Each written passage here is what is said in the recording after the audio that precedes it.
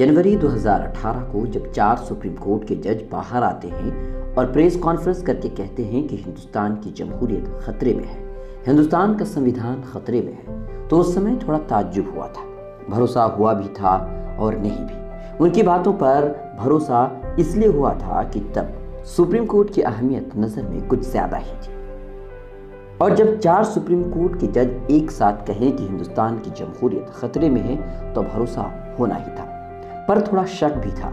शक इसलिए था कि कोई सरकार इतनी बेवकूफ, इतनी हठधर्म कैसे हो सकती है कि वो संविधान ही को बदलने की बात करे या संविधान ही को बदलने की कोशिश करे, जिस संविधान पर पिछले करीबन 70 सालों से देश चला आ रहा है। पर अब उन 4 जजों की बात सही होती नजर आ रही है। दिल्ली दंगे में जिस आदमी की वजह से 45 से ज्यादा लोगों की जानें चली गई, जिस बीजेपी लीडर के भाषण की वजह से करोड़ों रुपयों का नुकसान हुआ, 8 मस्जिदें जलकर राख हो गई, कई ऐसे लोग थे जिन्होंने हिंदुस्तान की सेवाएं की, उनके घर भी जलकर राख हो गए। पहले दंगा भड़काया, फिर जब करोड़ों का नुकसान हो चला, तब शांति मार्च निकालकर शांति दूत बनने की कोशिश की और अब उस लीडर को वाई ग्रेड सिक्योरिटी दी जा रही है। समझ ही गए होंगे कि बात आखिर किस महापुरुष की हो रही है। जी हाँ, कपिल मिश्रा की, जिसने 24 फरवरी को डीसीपी के सामने दंगा भड़काने की बात की और उसी दिन से जो दंगा शुरू हुआ 3 दिन तक चलने के बाद भी नहीं रुका, जिसमें 45 से ज्यादा लोगों की जानें चली गई। कपिल मिश्रा के भड़काऊ भाषण के बावजूद इनके खिलाफ एफआईआर दर्ज नहीं हुआ।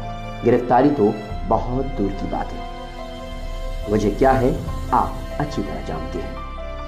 विडंबना देखिए कि सरकार उनकी हिफाजत के लिए जिसने 45 लोगों की जानें ले ली, दिल्ली दंगे का मास्टरमाइंड रहा, अब उसी को वाई ग्रेड सिक्योरिटी देकर हिफाजत करने की कोशिश कर रही है। ऐसा इंसान जिसकी भड़काने की वजह से दिल्ली में दंगे शुरू हुए, उसे अब तक सलाखों के पीछे होना चाहिए था, पर बीजेपी सरकार की ये आदत रही है हमेशा मुजरिमों को बचाना। कुलदीप सिंह सेंगर से लेकर चिन्मयानंद तक का रिकॉर्ड है। कपिल मिश्रा के खिलाफ हाईकोर्ट में हर्ष मंदर ने हेट स्पीच के कारण एफआईआर दर्ज करने और गिरफ्तार करने की मांग की, तो हर्ष मंदर के खिलाफ ही आदेश आ गया और जिस जज ने कपिल मिश्रा के खिलाफ बोलने की जुर्रत की, उसे ही ट्रांसफर कर दिया गया। ये देखने के बाद लगता है कि सच में हिंदुस्तान की जमहूरियत, हिंदुस्तान का संविधान खतरे में है। कपिल मिश्रा के खिलाफ एफआईआर तो नहीं हुआ, लेकिन ताहिर हुसैन को मास्टरमाइंड बना दिया गया। स्वारा भास्कर के खिलाफ एफआईआर दर्ज हुआ, हर्ष मंदर के खिलाफ एफआईआर दर्ज हुआ। अब एक नया नाम सामने आया है, उमर खालिद का। अब उमर खालिद को भी ताहिर हुसैन का राइट हैंड बता दिया जाएगा और लुटेरे, दंगाई इसी तरीके से देश की धज्जियां उड़ाते रहेंगे। पर फर्क किसे पड़ता है?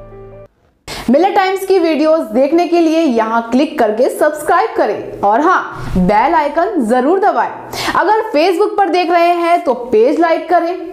ताज़ा तरीन खबरों और मज़ामीन के लिए विजिट करें हमारी वेबसाइट www.millettimes.com।